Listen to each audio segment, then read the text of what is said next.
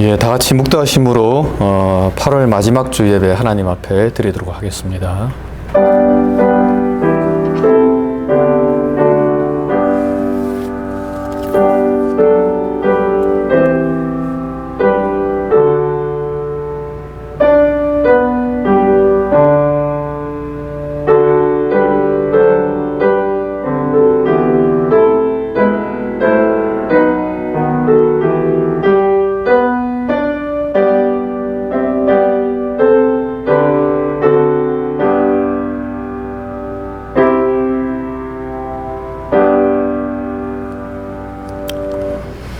그러므로 형제들아, 내가 하나님의 모든 자비하심으로 너희를 권하노니 너희 몸을 하나님이 기뻐하시는 거룩한 산 제사로 드리라.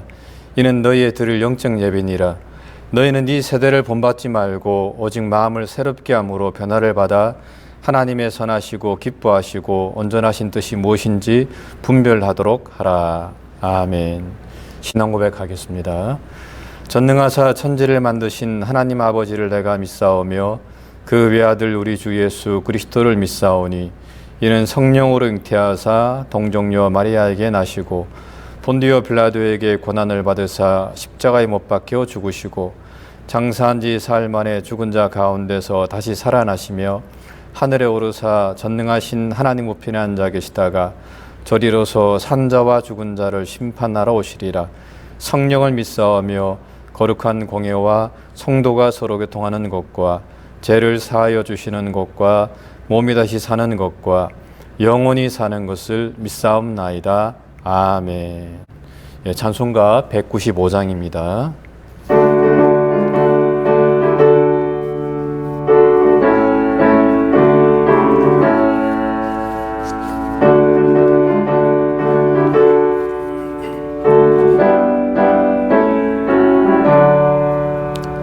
이 세상의 모든 죄를 맑히시는 주의 보혈 성자 예수 그 귀한 피 찬송하고 찬송하세.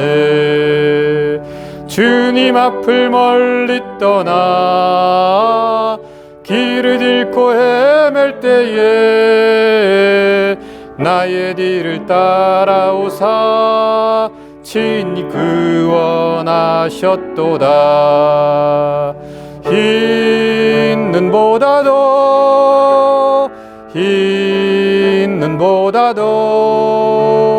주의 흘리신 보혈로 희게 씻어 주옵소서. 가시관을 쓰셨으니 피로 얼굴 물드셨고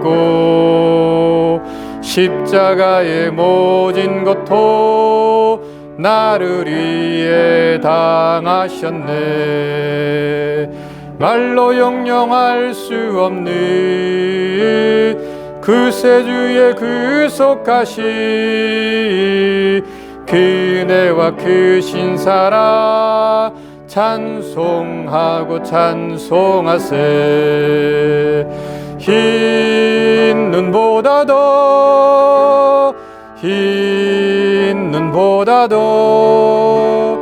주의 흘리신 보혈로 희게 씻어 주옵소서. 아버지를 멀리 떠나 바른 길을 저버리고 여러 가지 죄악으로 주홍같이 되었으니 물 같은 것 가지고는 씻을 수가 아주 없네.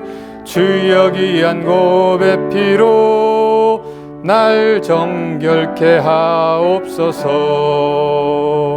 흰 눈보다도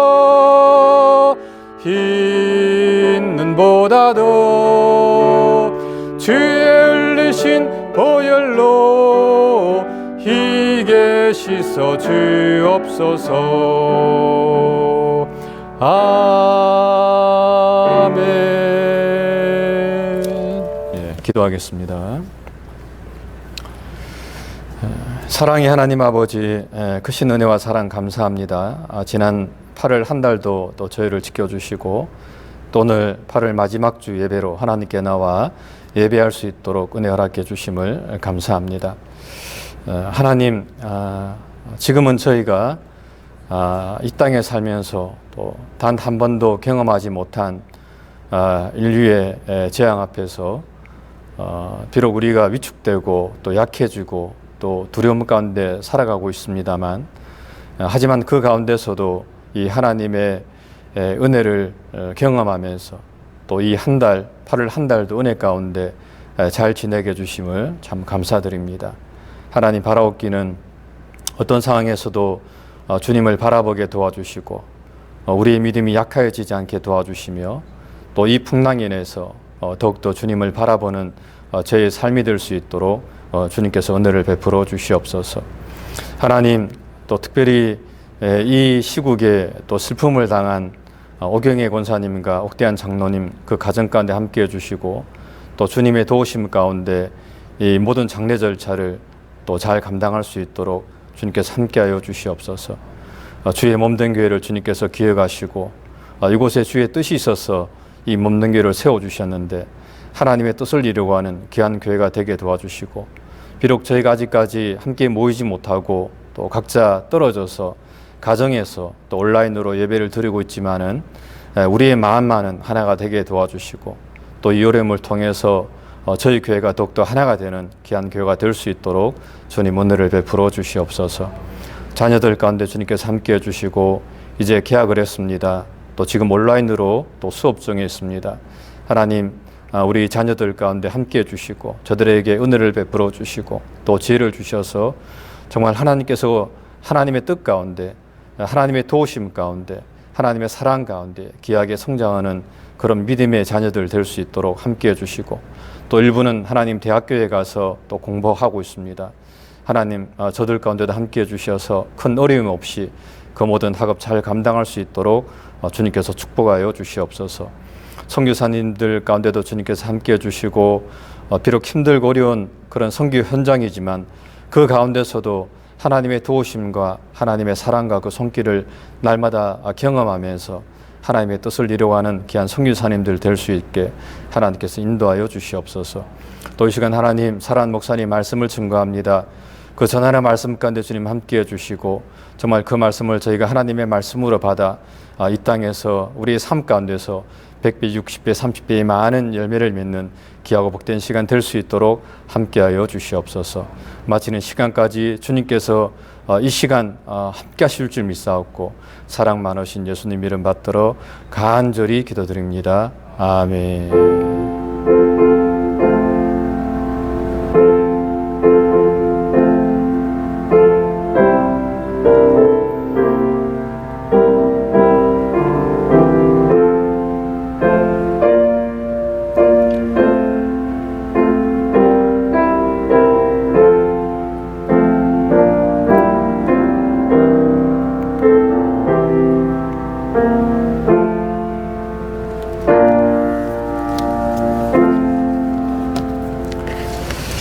예, 말씀은 요한복음 2장 1절로 12절 말씀입니다.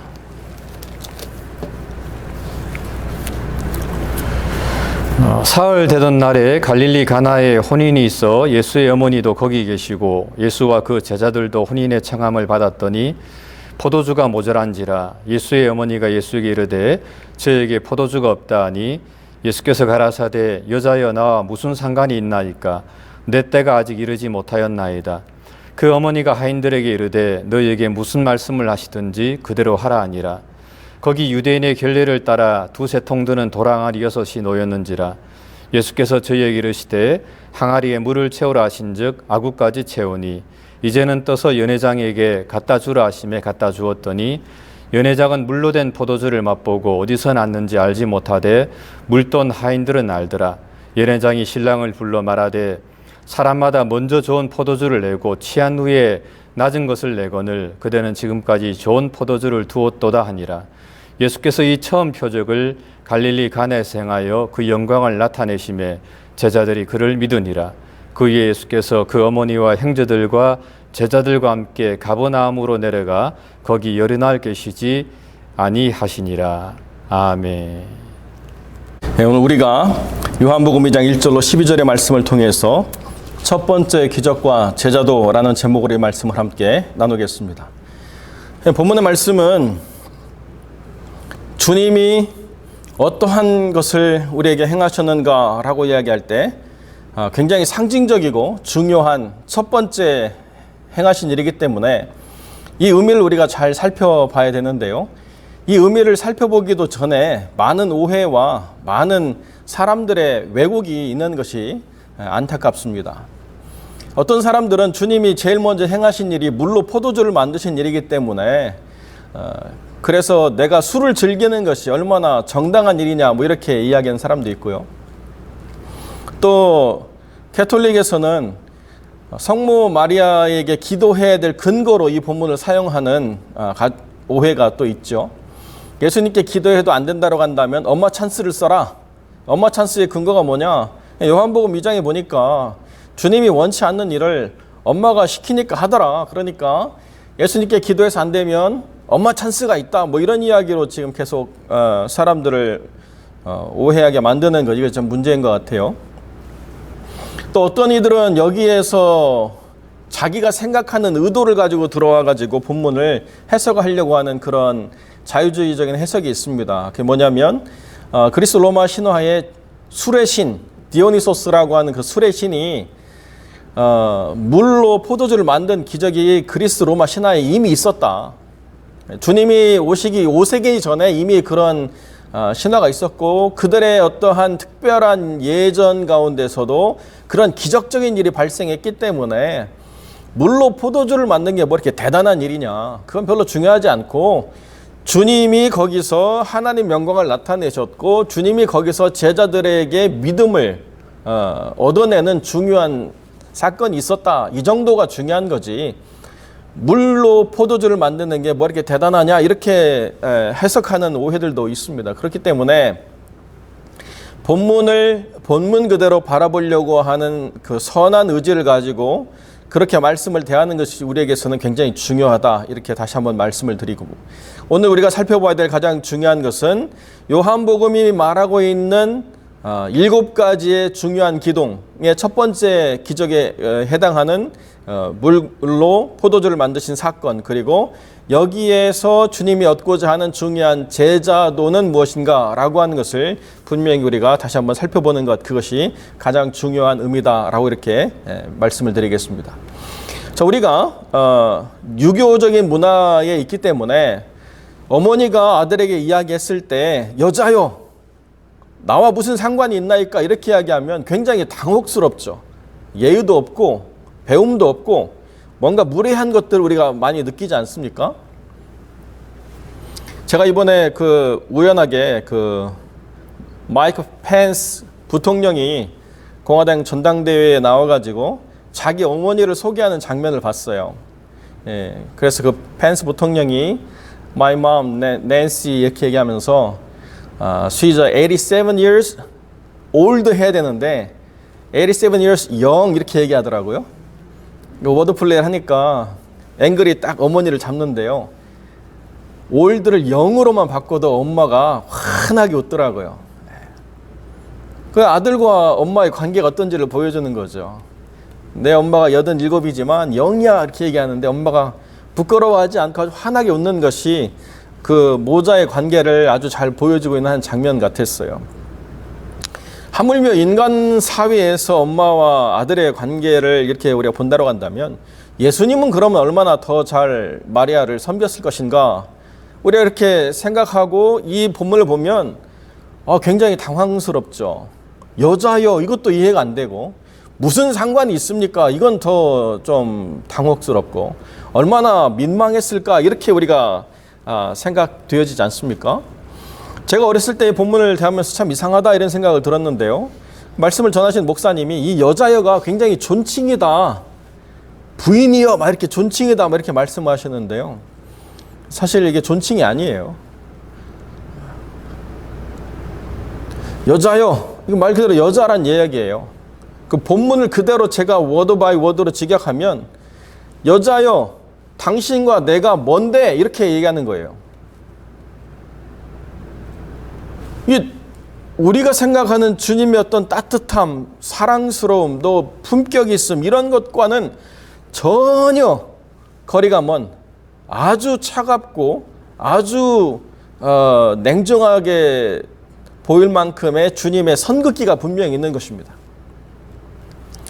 그러면서 주님이 뭐라고 말씀하시느냐? 내 때가 아직 이르지 않았다 이렇게 말씀하시는 거예요.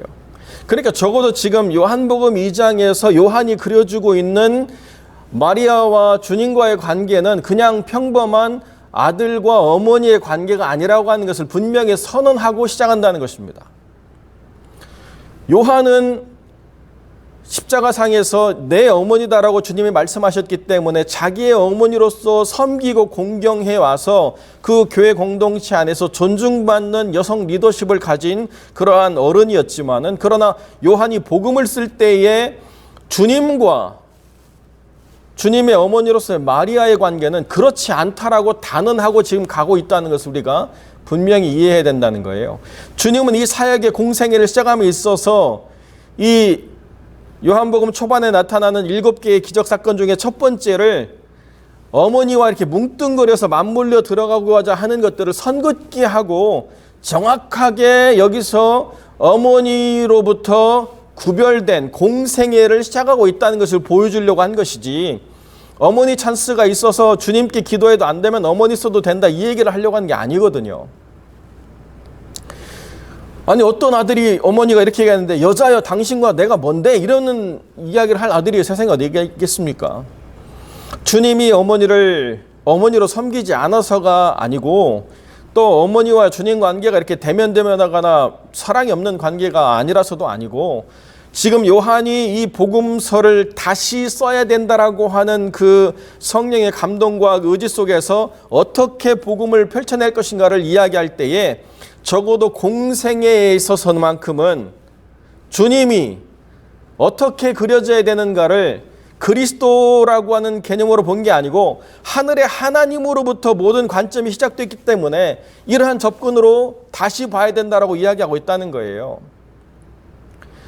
주님께서 이제 공생애를 시작하셨죠. 1장 마지막에 모든 제자들을 다 얻으셨고 2장부터는 주님이 공적인 사역을 시작해야 되는데, 그 주님의 공적인 사역을 시작함에 있어서 어머니가 개입해가지고 들어와서 어머니로부터 무언가가 만들어졌다라고 하는 것, 그것은 주님이 말하고자 하는 복음을 희석시킬 그런 위험이 굉장히 크다는 것을 보여주고 있다는 거죠. 제자들을 얻은 것을 마태복음이나 누가복음이나 마가복음에서 보면 굉장히 벌써 시간이 어느 정도 지난 사건 아니겠습니까?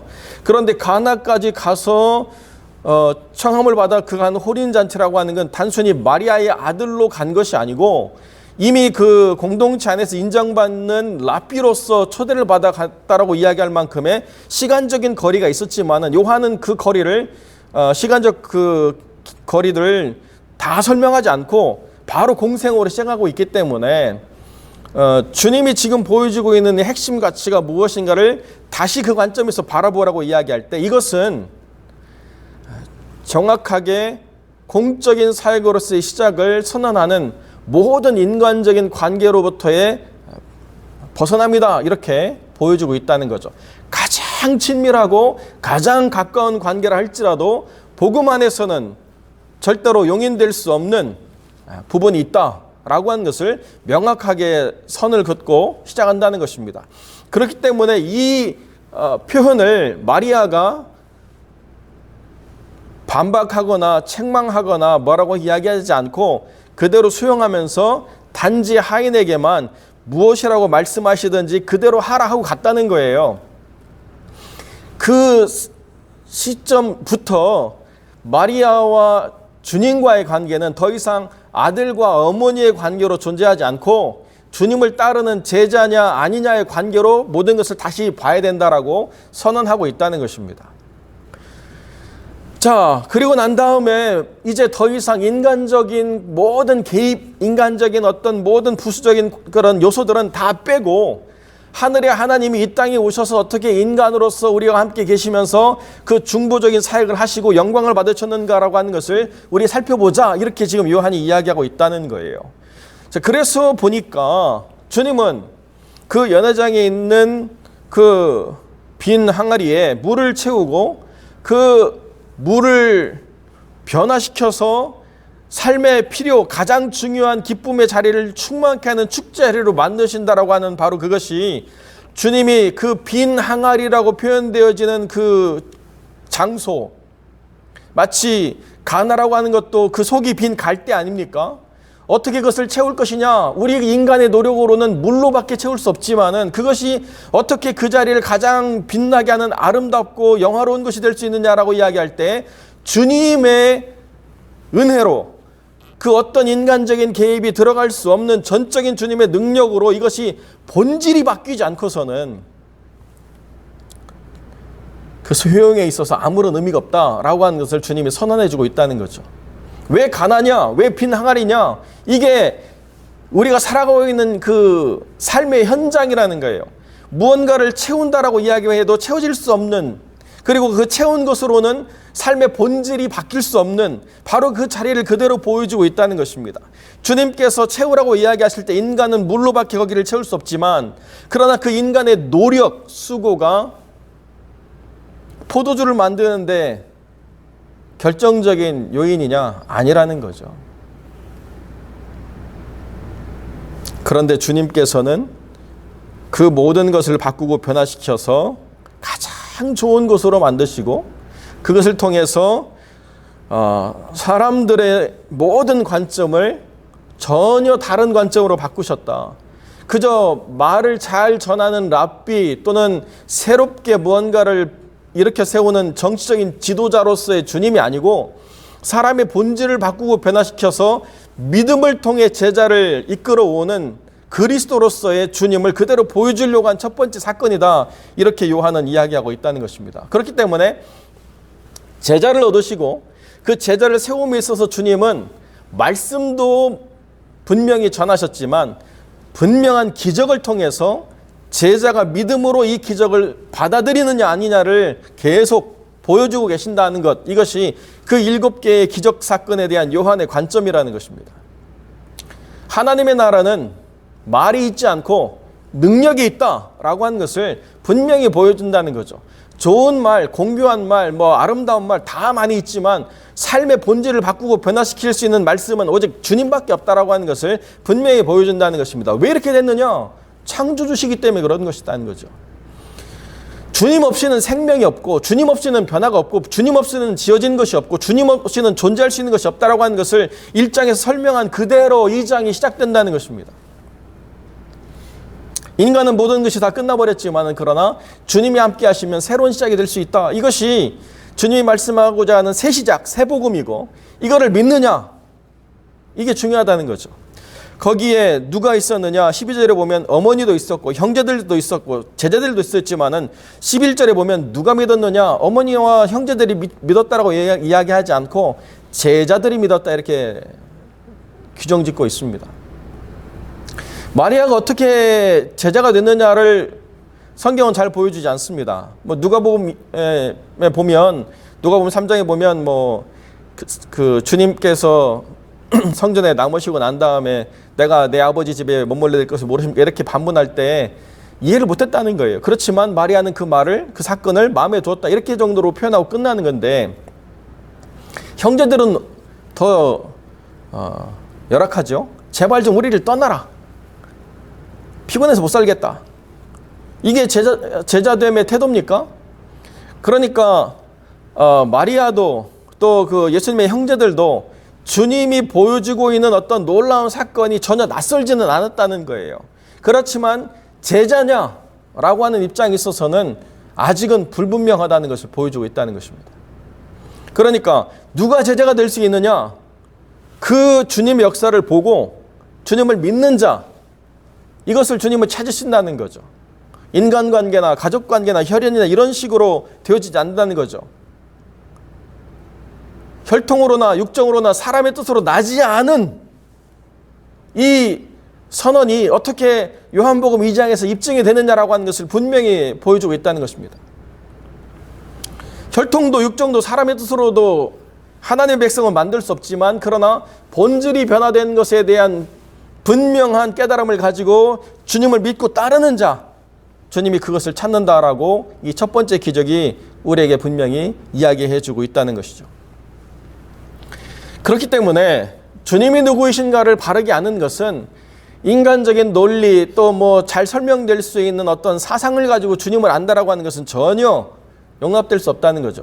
살아계신 주님이 지금 우리의 삶에서 우리의 본질을 바꾸셔서 우리로 말미암아 새 것이 되게 하셨느냐, 우리의 비어있는 모든 것을 가득 충만하게 채우셨느냐, 그 주님을 우리 경험하고 믿느냐, 아니면 남 얘기 듣고 남이 말해주는 것 가지고 남이 그런다고 이야기하니까 그저 따라가고 있느냐, 그 차이가 있다는 거예요.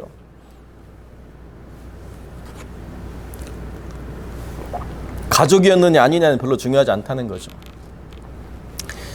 어머니도 형제도 다 주님을 안다라고 말하는 사람들이었지만, 그러나 제자냐라고 하는 그 관점에서는 주님을 안다라고 말할 수 없다는 것입니다.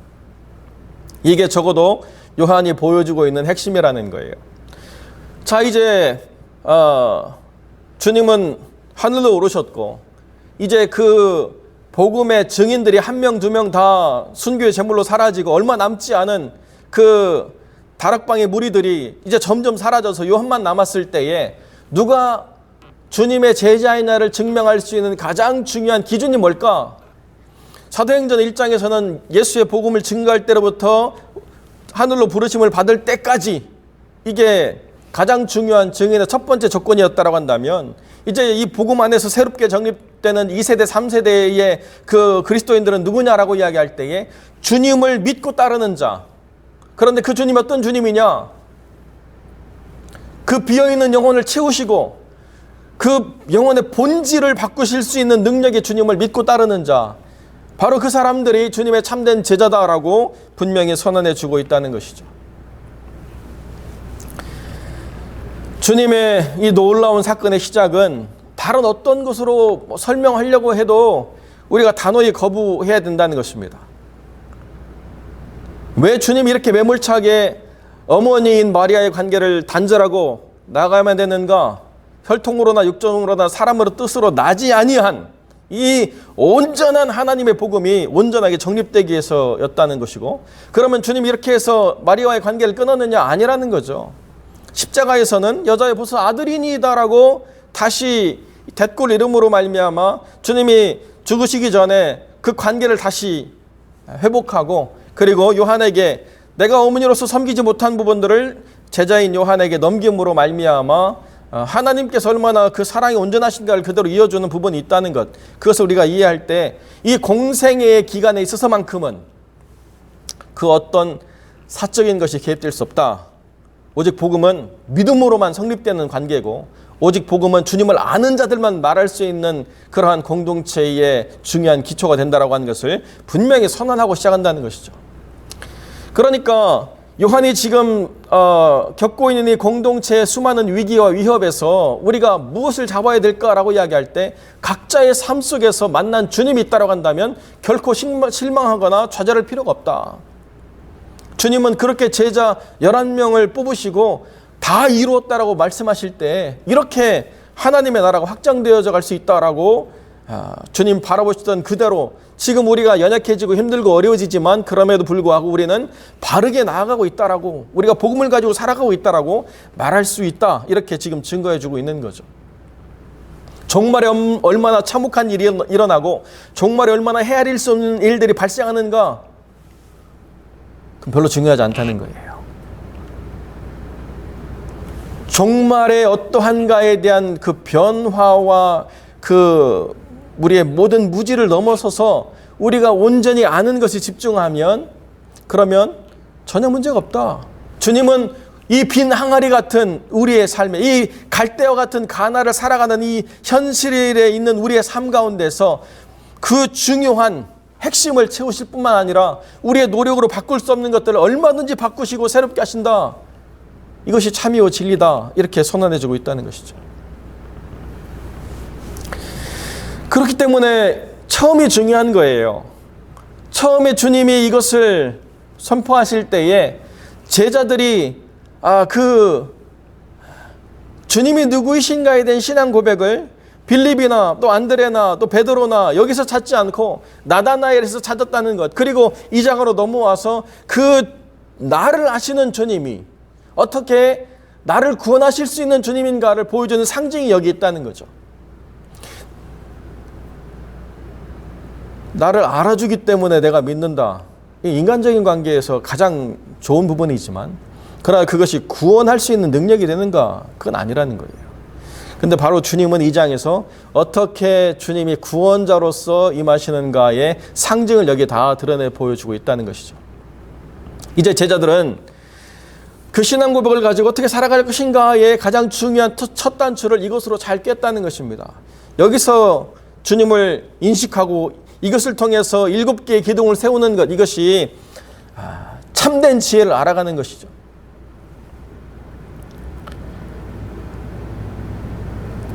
이것이 주님이 보여주고자 하시는 가나 사건의 핵심이라는 것입니다. 얼마나 많은 사람들이 그 공허함과 그 채우지 못함을 가지고 방황하며 헛된 것을 쫓는지 이루 말할 수가 없어요. 한국 교회가 지금 많은 비판에 직면해 있는데요. 그 한국에 있는 상황들이 얼마나 위험한가에 대한 쭉 뉴스를 보면서 참 어처구니 없는 부분이 있어요.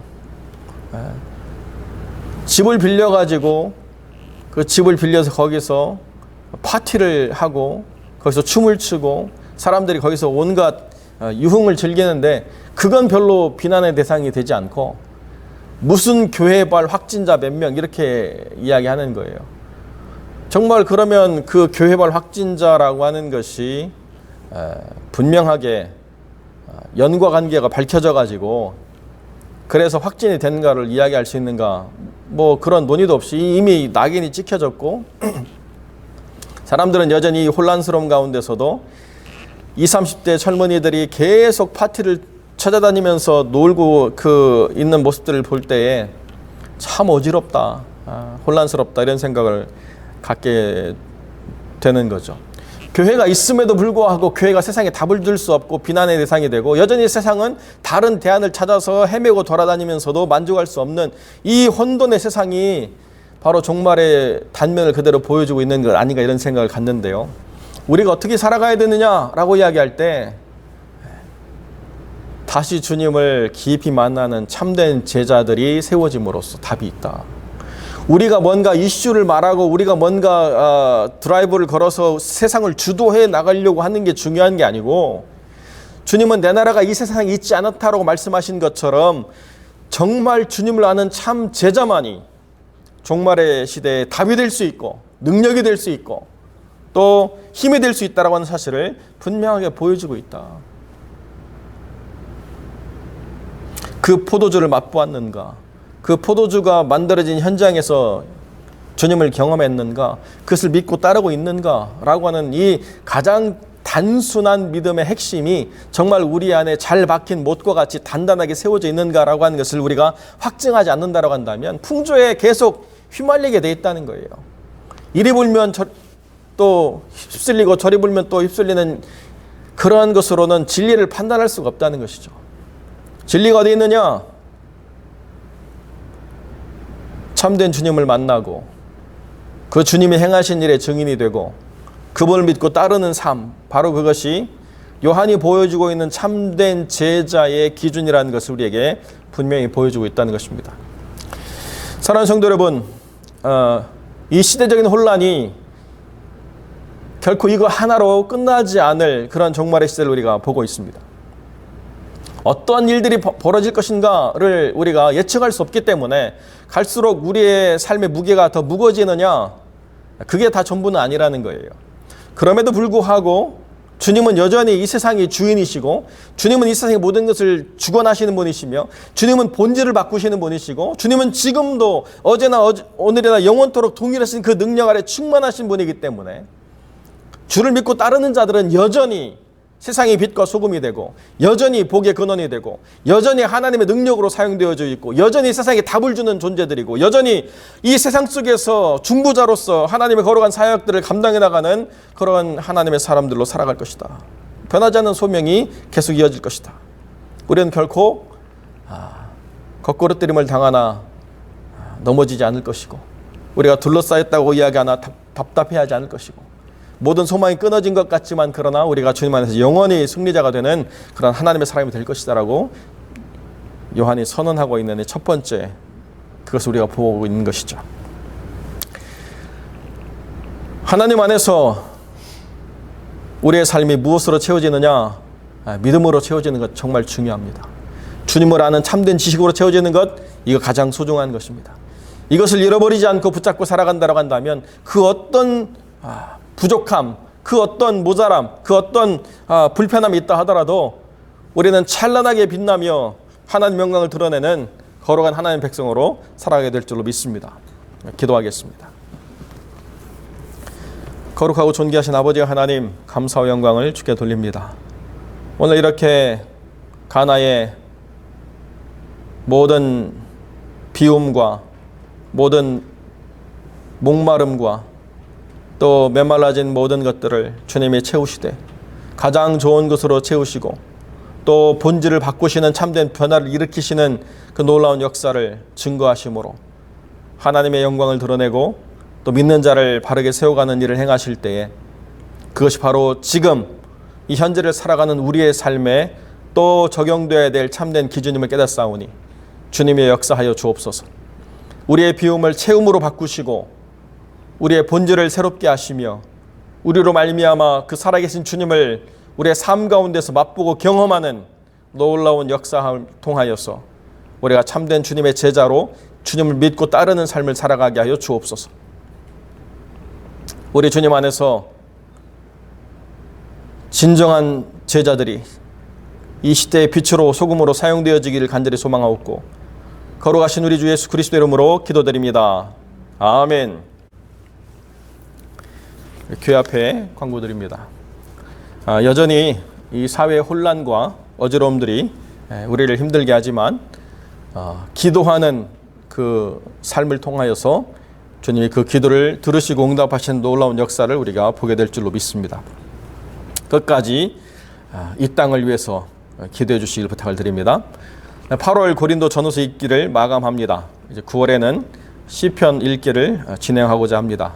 시편 1편부터 30편까지 매일 읽고 묵상하시면서 복 있는 자의 삶을 누리시는 영혼들이 되시길 바랍니다.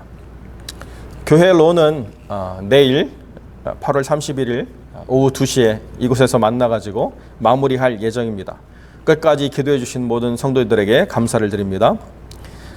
우리 주중에 또 연락을 드렸고 오 목사님 기도를 통해서 우리가 다 아는 바지만은 오경혜 권사님 어머님께서 하나님의 부르심을 받으셨습니다. 지금 장례 예식은 파사데나에서 진행될 예정에 있는데요. 아직 그 절차를 상의하고 있는 중이기 때문에 어떻게 진행이 될지 또 누가 참여할 수 있을지 아니면 가족들로만 참여가 제한이 될지 여러 가지 상황들을 지금 논의 중에 있다고 합니다. 모든 것이 확정되는 대로 제가 공지해 드리도록 그렇게 하겠습니다. 다시 한번 우리 오경혜 권사님과 또 여러 유가족들에게 하나님의 위로가 함께 하시기를 바랍니다. 선교지로 돌아가야 될 사역자들 그리고 선교 현장을 위해서 계속 기도해 주시기를 부탁을 드립니다. 우리 김세현 선교사님이 저한테 보낸 짤막한 글에 보니까요. 이번에 보낸 그 우간다 지원금을 통해서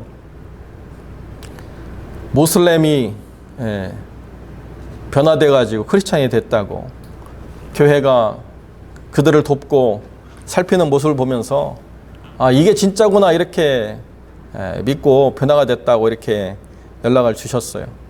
모슬렘이 변화된 건 정말 쉬운 일이 아닌데 교회가 이런 일들을 통해서 하나님의 사람을 다시 세워간다라고 하는 게 얼마나 참 의미 있고 소중한가를 다시 한번 확인하는 그런 시간들이 되었습니다.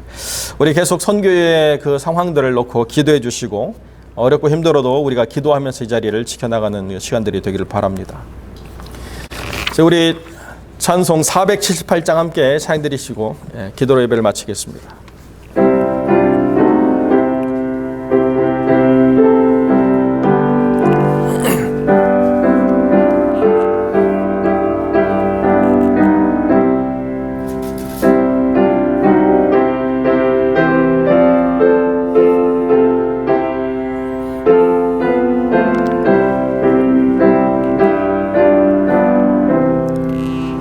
주 날개 밑 내가 편안히 쉬네.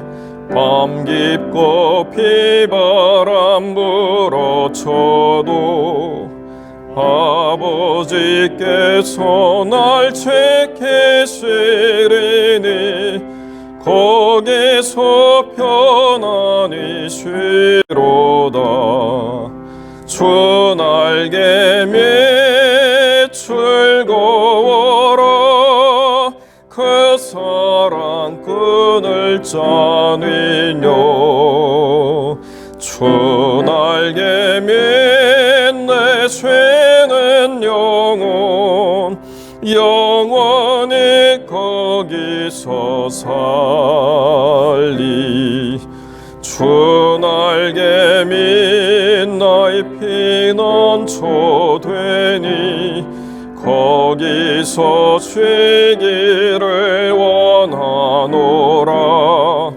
세상이 나를 못 외로해 주나 거기서 평화를 누리리라.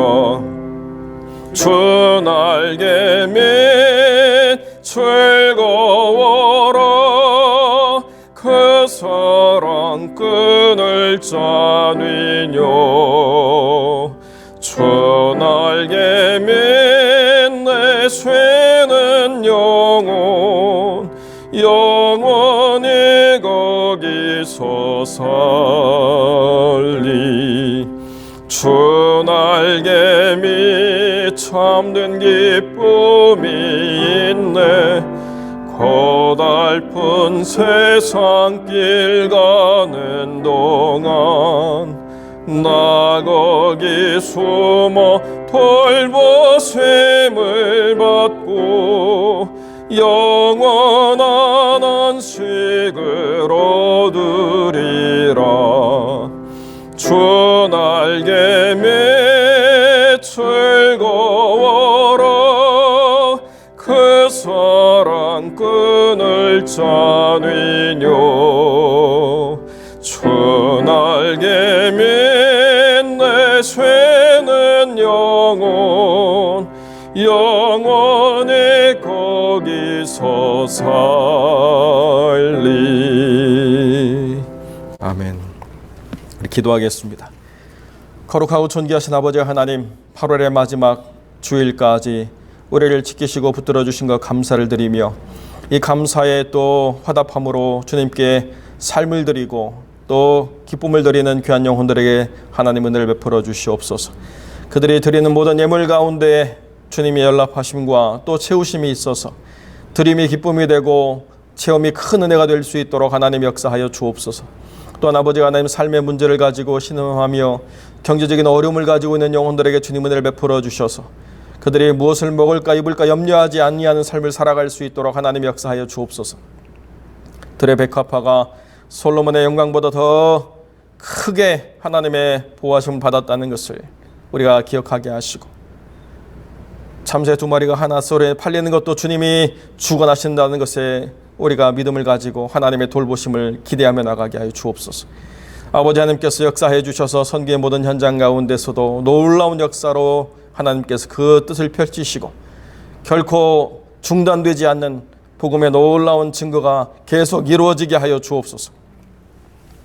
이제는 우리 주 예수 그리스도의 은혜와 아버지 하나님의 사랑과 성령의 교통하심이 참되게 그 변화를 체험하며 그 주님을 만남으로 말미암아 믿고 따르기를 소망하는 거룩한 성도들 머리 위에 이절의 영원토록 함께 계실지어다. 아멘.